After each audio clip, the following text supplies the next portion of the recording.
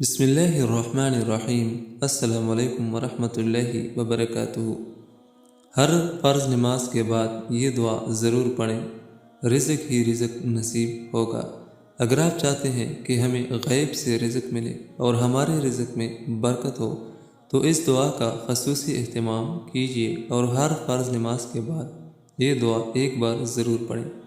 وہ دعا یہ ہے: رب انی لما انزلت الی من خیر فقیر، جس کا ترجمہ یہ ہے: میرے پروردگار، جو کوئی بہتری تو مجھ پر اوپر سے نازل کر دے میں اس کا محتاج ہوں۔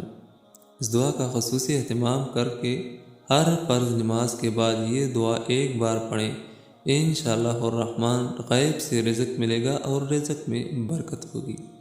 اللہ تعالیٰ اس پہ عمل کرنے کی توفیق نصیب عطا فرمائے، آمین ثم آمین۔